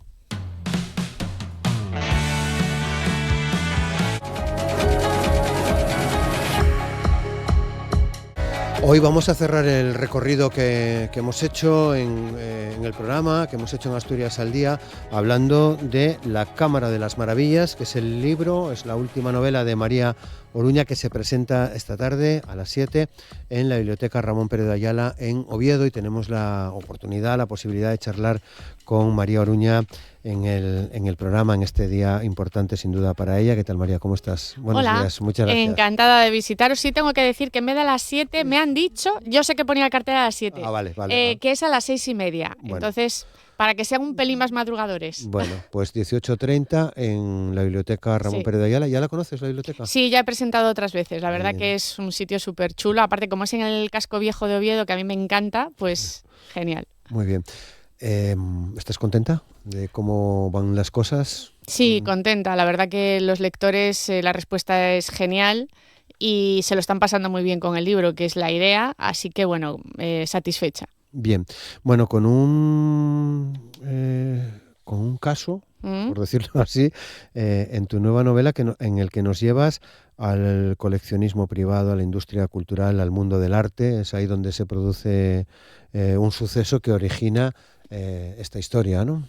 Sí, bueno, todo comienza con una gran fiesta en el Palacio Dorado, justo en el centro de Madrid, al lado de la Plaza de Cibeles. Y es una fiesta que da la familia Mendoza, que son gente de la élite del mundo del arte. Tienen en el ático de su palacio una cámara llena de maravillas y es es una cámara acorazada, pero en la fiesta sucede un robo imposible y una muerte inexplicable. Lo que ocurre es que en esa fiesta también estaba un ladrón aparentemente reformado, otro ladrón, que recaen en él todas las sospechas, ¿no? Y entonces ahí comienza un poco la trama. Vale, que es Dimas Chevalier. Sí. ¿Eh? Y bueno, Este ladrón, ¿no? Reformado. es un ladrón de guante blanco, le llamaban el prestidigitador, se dice que era el mejor ladrón de Europa. Y claro, como sucede esto tan extraño en el palacio y todas las miradas se posan sobre él, pues él tiene que limpiar su nombre. Y al final vamos a ver cómo investiga este caso tan extraño él desde su visión, la propia Amanda y su familia, los de la élite del mundo del arte desde la suya, y luego pues un inspector de patrimonio que es bastante rarito, bastante histriónico, y una policía de homicidios que no entiende nada, que el mundo del arte le resulta completamente ajeno y le parece todo unos problemas de pijos y burgueses que no vienen a cuento. Bueno, tenemos una idea en general, precisamente sobre este mundo al que nos llevas en la Cámara de las Maravillas, muy alejado de lo que pasa en el día a día, ¿no? Sí, es como que parece que pertenece a otro mundo, ¿no? A una clase social de esa pirámide, están en la cúspide, como que nos resultan muy ajenos. Sin embargo, es un mundo en el que trabajan desde anticuarios, coleccionistas, restauradores, subastadores. Hay toda clase de estamentos sociales y culturales. Y por eso a mí me interesaba reflejarlos todos, a quienes entendíamos y quienes no entendíamos el arte o lo conocíamos. Incluso un personaje, como me decía, esta policía de homicidios, la primera vez que entra en la Cámara de las Maravillas se siente sobrecogida, ¿no? Hay algo ahí que emociona y que conmueve, a pesar de que quien lo haya creado ya lleve muerto varios siglos. Bueno, está también Marc Bru, que lidera la investigación desde Patrimonio Metódico. Creo que además en una figura como la de Marc basas el arranque, ¿no? Tu interés por la Cámara de las Maravillas al conocer el trabajo que realizaba la Brigada de Patrimonio. Sí, la que he visto que además trabajan, creo que fue en alguna entrevista tuya, que trabajan 600 personas. No, aquí en España trabajan, son 17 policías, más, o no creo que esté incluido en ese número, la inspectora jefe Montserrat de Pedro.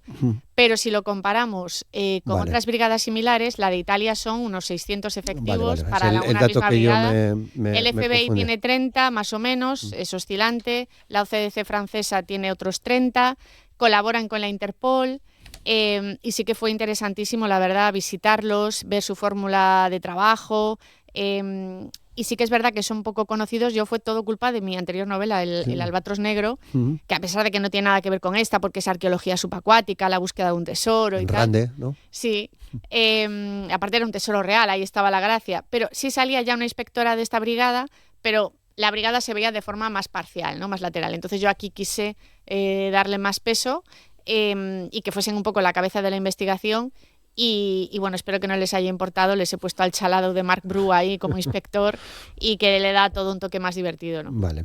Bueno, pues para meternos en este mundo con un robo, con un homicidio que se resolverá seguramente bien. Bueno, a ver, realmente la gracia del asunto está en que todo el rato estoy lanzando pistas, incluso en el nombre de los personajes, en las ubicaciones de las tramas, absolutamente en todo, para que los lectores todo el tiempo estén sospechando de todo el mundo. Es como un juego de apariencias, como un teatro, como la vida misma, y más en este mundo del arte en el que hay incluso, pues eso, artistas que es el quiero y no puedo, que ya sabe que nunca van a triunfar, que solo pueden vivir a base de falsificar obras de otros autores, etcétera, etcétera. Hay muchos egos ahí con los que jugar, y el lector pues hasta el final va a tener que ver quién es verdaderamente cada cual. Claro. Bueno, un museo que creo que existe, el edificio real en Madrid, pero no es un museo, no es el museo en el que nos metes, ¿no? La excusa para la gran fiesta en la que sucede el robo es la inauguración de Pentimento por parte de esta familia millonaria y filántropa y tal. Lo ubica al lado de su palacio, que está inspirado en el Palacio de Linares, hoy Casa de América, y el Museo Pentimento se dice que está en el Palacio del Marqués de Salamanca, que está allí en Recoletos, al lado, y que a día de hoy pertenece a una fundación bancaria. Me pareció muy interesante un museo en el que hubiese obras de arte que no fuesen originales, pero que recreasen el contexto para el que fueron concebidas. Es decir, no es lo mismo ver un cuadro muy bonito o muy artístico en el Museo del Prado, que es maravilloso, que verlo si fue concebido para un monasterio iluminado por velas de cera, con cierta música, con cierta atmósfera, verlo en una habitación que recree ese monasterio. Entonces, todas las salas de este museo, que además se llama Pentimento, como los arrepentimientos de los autores, viene a decir un poco que en la imperfección también está la belleza, ¿no? Claro. ¿Te interesaba llevarnos también, o llevar a los lectores y lectoras a ese debate sobre lo que pasa con las obras de arte? ¿Por qué algunas están en museos, otras están en colecciones privadas? Claro, hay varios debates en los que yo personalmente no me posiciono como narradora, pero los personajes sí que lo hacen de manera muy vehemente, ¿no? Y de forma muy encontrada, y discuten sobre ello. ¿Qué es arte y qué no es arte? ¿Es lícito o no que arte obtenido de forma irregular permanezca a día de hoy en estos que se llaman museos universales? Por ejemplo, el Museo Británico o el Louvre, que disponen de material obtenido bajo situación de imperialismo colonial o bajo saqueo explícito en época de conflicto bélico. Claro, no vale decir, es que eso fue hace un siglo. Ya bueno, pero es que fue un saqueo, fue un robo. No es lícito que lo tengan. También los nazis saquearon. No es lícito que se disponga por parte de familias alemanas que estaban en ese régimen, que dispongan de objetos que fueron robados. No, es que en ese momento era legal. A ver, legal, perdona. Entonces, esa clase de cosas que parece que esto no va a salir en los telediarios, parece que no es objeto de debate diario, pero sí genera conflictos diplomáticos importantes, sí. Que luego derivan en problemas políticos. El país que quizás está empezando a cambiar la inercia de me da igual, me voy a quedar esto, tipo busto de Nefertiti en el Museo Nuevo de Berlín, porque es el mayor reclamo del museo, no piensa devolverlo a Egipto. Pero Países Bajos sí que está empezando a devolver cosas. No olvidemos que era un país que tenía muchas colonias y está empezando a devolver lo que asume que fue obtenido para sus museos de una forma irregular, porque no había un principio de igualdad de armas. Es decir, no es que yo ahora a ti te venda un cuadro que es de mi familia y acordamos un precio y se acabó. No. Es porque yo a lo mejor soy pues la jefa de la casa y tú eres el sirviente o el esclavo, imagínate. Y entonces, claro. Claro. Hay quien sostiene que estaría bien ver la trazabilidad de las obras que se exponen en los museos. Bueno, si te refieres en las cartelas, ¿no? ¿De dónde viene esa obra? Claro, todo lo que es el contexto, ¿no? De esa obra. Claro. Que al final es lo que le da valor. A veces, tú cuando vas a ver el Guernica al Reina Sofía, en Madrid, a lo mejor no te gusta ese estilo pictórico, a ti no te gusta, prefieres pintura realista o prefieres, no, lo que sea. Pero el valor de ese cuadro sobre todo está en su contexto. Porque se pintó, con qué significado, qué viaje tuvo que hacer, que tuvo que salir del país para ser protegido, cuándo y en qué forma regresó. Tiene un contenido político, cultural, social, histórico, ¿no? Entonces, cuentan historias. Y yo creo que eso sí sería importante y pues eso que tú acabas de apuntar sería maravilloso, que se contase un poco la biografía de ese cuadro. Claro, que estuviese al alcance por lo menos de quienes van, porque citabas ahora Países Bajos, Berlín, porque te gusta ir a los sitios sobre los que vas a escribir o que van a aparecer en tus novelas, ¿no? Has hecho un gran recorrido museístico por muchos lugares, creo. Sí, me gustaba la idea de poder, aunque yo en muchos sitios ya, por ejemplo, ya conocía el Louvre, evidentemente en París, bueno, pues regresé. No solamente para observar los cuadros, sino para observar a la gente que iba a ver esos cuadros y ante cuáles se detenía. Ya no me refiero a los famosos, me refiero a quienes frenaban los pasos de distintas culturas, da igual que fueran japoneses, que fueran australianos, que fueran americanos que venían a pasar el día. El Museo Rodin, el Museo del Prado, el Thyssen, el Rijksmuseum en Ámsterdam. Y algunos, claro, de todos los que he visto, algunos no todos, pero sí que había alguna escena que dije, esto va para el libro. Era increíble en el Rijksmuseum, por ejemplo, el mayor reclamo, que es la Ronda de la Noche.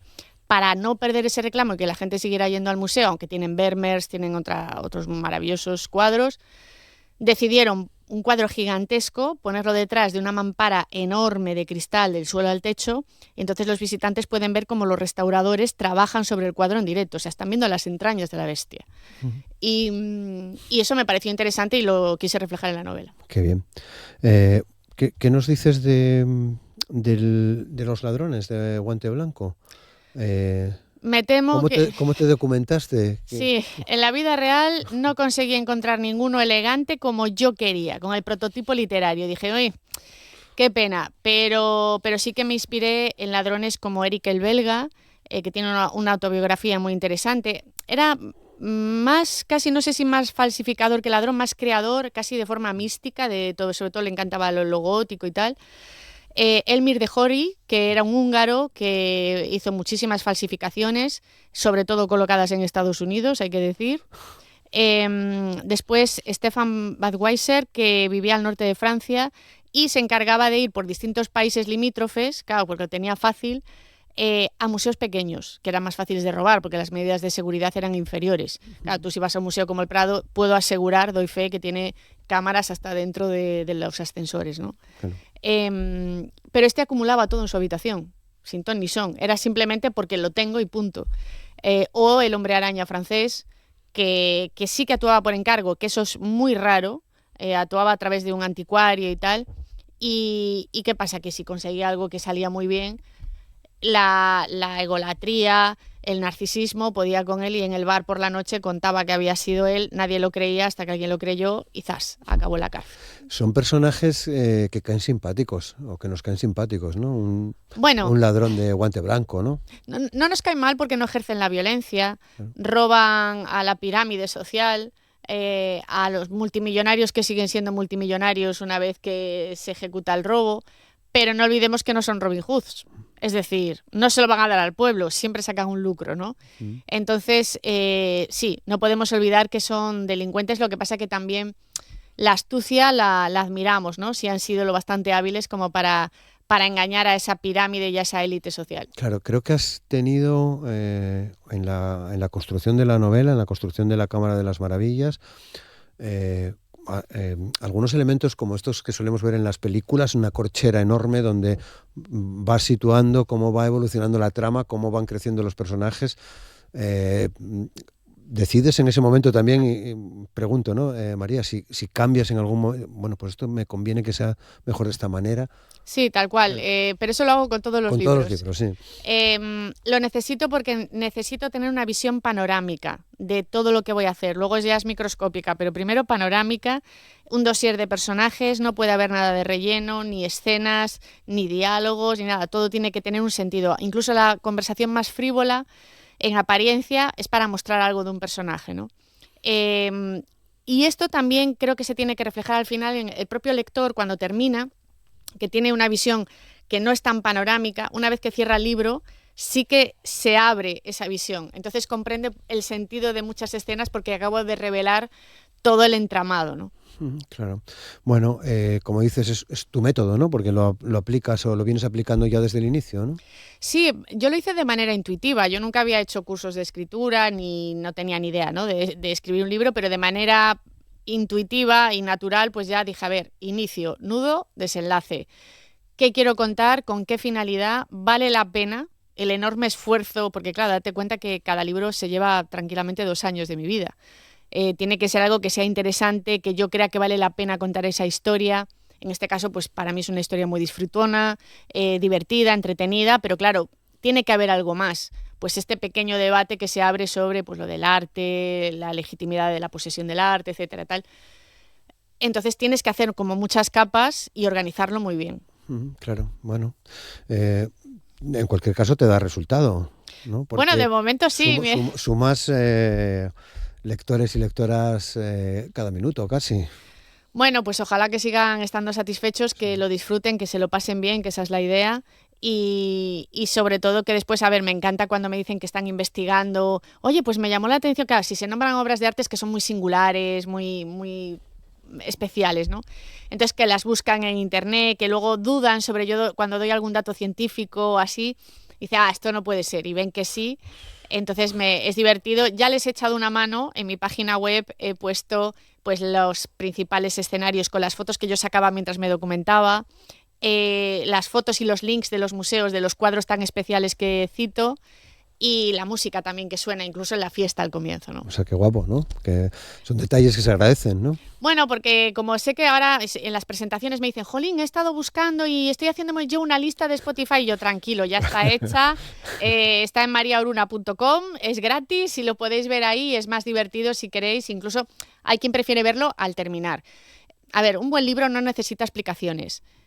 Pero sí que está genial si sabes que algo es real y todos los datos que doy son ciertos, pues que tengas un sitio donde acudir, ¿no? Para echar un vistazo y que sea fácil y que sea divertido. Bueno, claro, que complemente, ¿no? Claro. Complemente la historia, ¿no? Eso a mí me parece, me resulta interesante, lógicamente, que se haga así.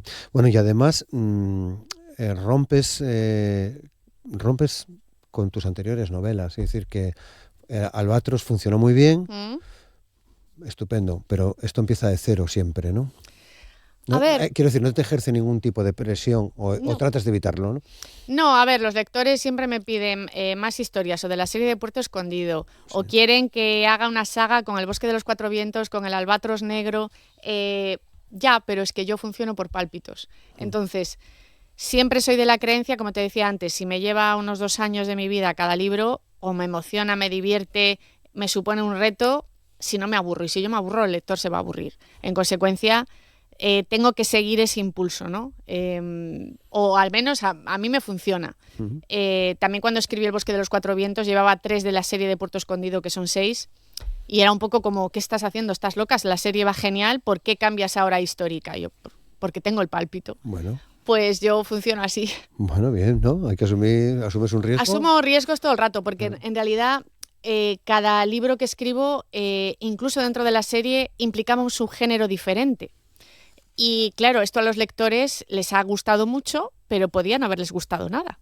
Entonces sí que incluso el libro anterior, El Albatros Negro, que era un híbrido de novela de aventuras, histórica y de misterio, que no sabíamos ni cómo etiquetar, imagínate, podía haber salido fatal. A la gente le ha encantado, también ahora va a salir en Italia y acabo de presentarlo en Latinoamérica. Pues claro, ahí vamos a otro ritmo, que hay cosas que presento aquí, otras allá. Sí. Y va muy bien, pero no porque funcione la fórmula hay que repetirla. No, desde luego. Además creo que estás muy... te gusta mucho lo de boca a oreja, ¿no? Porque ahí te lleva el origen, ¿no? A tus comienzos como escritora, ¿no?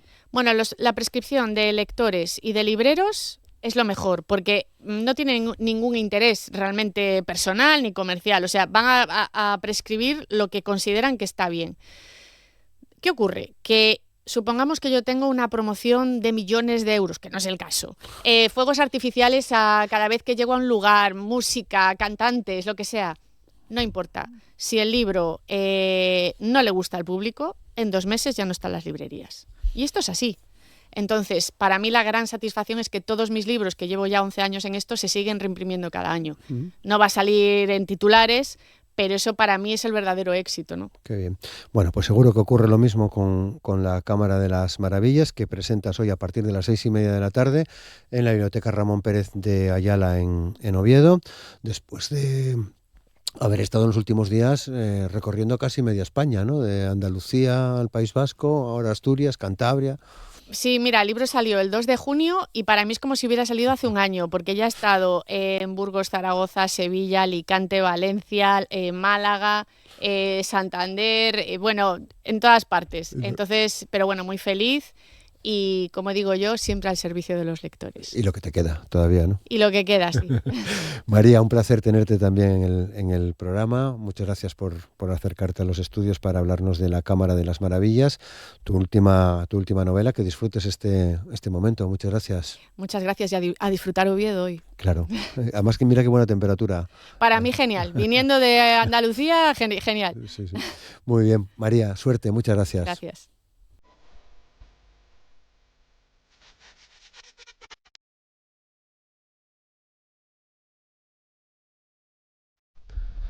Pues nos vamos, despedimos a María Oruña. Recuerda, esta tarde 6:30 en la Biblioteca Ramón Pérez de Ayala con la presentación de la Cámara de las Maravillas, y nos vamos con una de las canciones que forma parte del nuevo disco de Puxiarra, el grupo en el que participa Ferla Mejía. Hasta mañana, feliz día, muchas gracias.